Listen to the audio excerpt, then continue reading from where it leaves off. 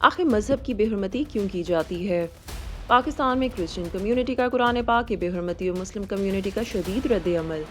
پاکستان میں مذہب بے حرمتی کا لا کیا ہے؟ آخر کیوں پاکستان میں لوگ قانون کو ہاتھ میں خود لے کر سزائیں دینے لگے؟ کیا ہے سولوشنز اور کیا ہے چیلنجز؟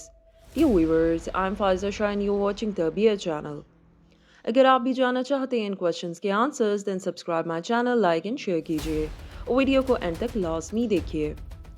توہین مذہب مختلف وجوہات کی بنا پر ہو سکتا ہے، جس کی جڑیں اکثر مختلف عقائد، ثقافتی غلط فہمی یا سیاسی تناؤ میں ہوتی ہیں۔ ریسنٹلی جڑانوالہ میں دو کرسچین کمیونٹی سے تعلق رکھنے والے باپ بیٹے پہ قرآن کی بے حرمتی کا الزام لگا۔ ہوا کچھ یوں کہ جب خواتین اور مرد ٹہلنے کے لیے گھر سے نکلے تو گلی کی نکڑ پر انہیں چند اوراق نیچے بکھرے ہوئے دیکھے، جن پر سرخ سیاہی سے کچھ تحریر ہوا تھا۔ ساتھ ہی اسی سرخ سیاہی سے لکھی ایک ہاتھ کی تحریر بھی تھی۔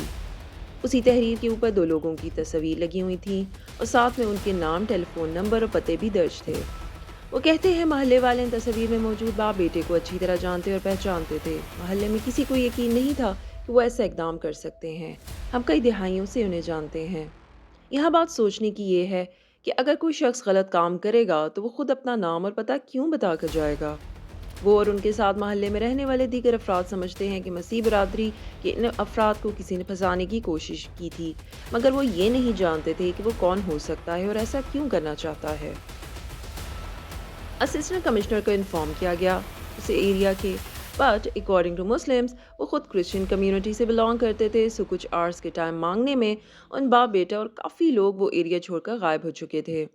لیٹر مسجد کے اعلان اور دور دراز ایریا سے کافی لوگ جمع ہو کر مسیح کمیونٹی کے گھر اور گرجا گھر جلا کر ان کا سامان لوٹ کر واپس آ گئے۔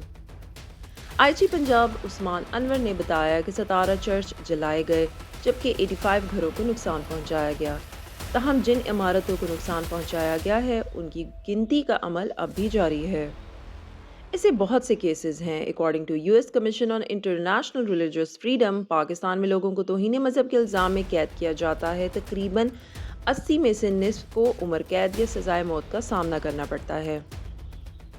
زیادہ لوگوں پر توہین 13,000 تک 2014 سے 1967 مذہب کا الزام لگایا گیا ہے، جن میں سے زیادہ تر مسلمان تھے۔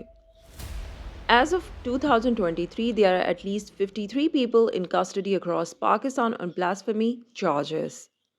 توہین رسالت کی ان دفعات میں قرآن پاک کی بے حرمتی یا بے حرمتی کرنا، تعزیرات B295 مسلم مقدس ہستیوں A298 کے بارے میں توہین آمیز کلمات کا استعمال اور سب سے نمایاں طور پر پیغمبر اسلام C295 کی توہین کرنا شامل ہے۔ یہ تمام ڈیٹیل میں آپ کو مسلم law according to Pakistan blasphemy case کے بارے میں بتا رہی ہوں۔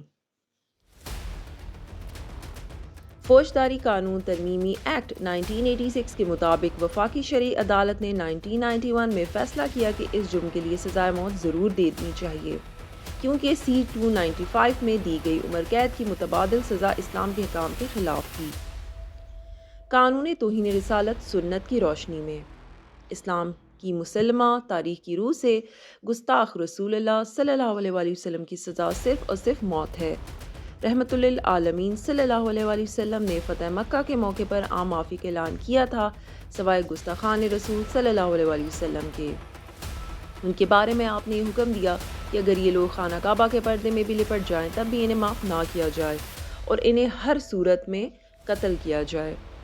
اسلامک ہسٹری کے 3 بلاسفیمی کیسز یہاں مینشن کر رہی ہوں۔ نمبر 1، امیر المومنین حضرت علی رضی اللہ عنہ نے ایک یہودی عورت کے بارے میں بتایا کہ وہ حضور صلی اللہ علیہ وآلہ وسلم کی توہین کیا کرتی تھی۔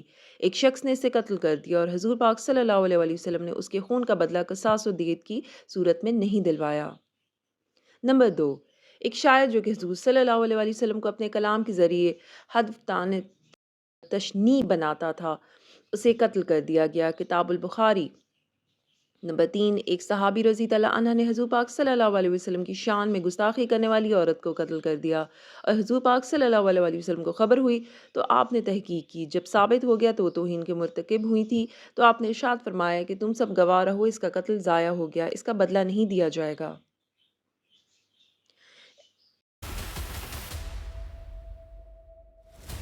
عشق رسول لازم ایمان ہے اور ہر مسلمان کے لیے لازم ہے کہ وہ شان نبی پاک صلی اللہ علیہ وآلہ وسلم کے لیے جان قربان کرنے اور ایسے بندے جو اس گناہ کے مرتکب ہوں انہیں جان سے مار دیں۔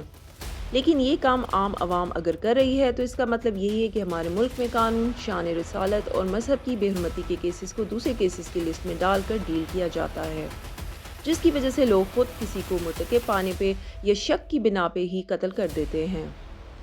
گروپ میں حملہ کرنے پہ کوئی ایک پہ الزام عائد نہیں ہوتا، سو ایسے بہت سے واقعات پاکستان میں آئے دن بڑھ رہے ہیں۔ یہ ویورز، پاکستان میں توہین مذہب سے متعلق چیلنجوں کو کم کرنے میں مذہبی حساسیت، آزادی اظہار اور قانونی فریم ورک جیسی پیچیدہ مسائل کو حل کرنا بے حد ضروری ہے۔ یہی چیلنجز حل کرنا لازمی ہے۔ پاکستان میں توہین مذہب کے مسائل کو کم کرنے کے لیے ایک جامع طریقہ کار کی ضرورت ہے، جس میں تعلیم، مکالمہ قانونی اصلاحات اور رواداری کو فروغ دینا شامل ہے۔ مذہب کے بارے میں مثبت انداز میں کھلے عام گفتگو کی حوصلہ افزائی کرنا، بین المذاہب مکالمے کو فروغ دینا اور متنوع عقائد کے احترام کو فروغ دینا تناؤ کو کم کرنے میں مدد کر سکتا ہے۔ منصفانہ ٹرائل کو یقینی بنانے اور توہین رسالت کے قوانین کے غلط استعمال کو روکنے کے لیے قانونی ڈھانچے کو مضبوط بنانا بہت ضروری ہے۔